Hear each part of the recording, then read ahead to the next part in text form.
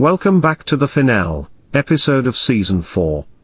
Another significant episode for the well-liked DC series was Superman and Lois Season 4, Episode 9, which included a number of startling developments as Lex Luthor and Clark Kent entered the show's final collision course. With Lois Lane and Clark Kent trying to defeat Lex Luthor in very different ways in the most recent episode of Superman and Lois Season 4, the cast welcomes another returning talent from the series' history. The 9th episode of Superman and Lois Season 4 gave Michael Cudlitz a significant victory, solidifying his status as one of the greatest live-action Lex Luthors. The latest episode of the DC series has it all. Major events occur in quick succession throughout the episode, as has been the case with Superman and Lois Season 4.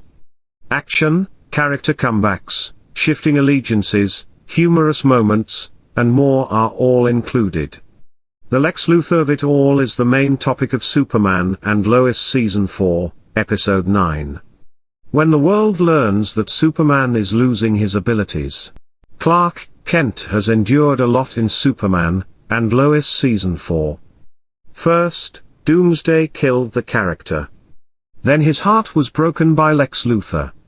Despite the fact that Clark was able to resurrect himself using General Sam Lane's heart, Superman's physiology cannot accommodate the organ. In Superman and Lois Season 4, Episode 8, John Henry Irons made a comeback to scan Clark and reveal that, in addition to Superman losing his powers, the hero's days seem to be coming to an end, as he may only live as long as General Lane did. Superman and Lois Season 4, Episode 9, shows that the entire world now knows that the Man of Steel's abilities are waning after Superman, and his loved ones were given the harsh news in the previous episode. Lex Luthor is currently in possession of John Henry Irons' steel suit. Superman works out with Jonathan and Jordan. Superman's abilities are now a significant mystery for the show. Could his boys defeat Lex Luthor and other baddies without Clark? Episode 9 of Superman and Lois Season 4 examines it. Clark chooses to train Jordan and Jonathan to be able to fight the villain after realizing that he is no longer at full capacity and that Lex has access to Steel's armor.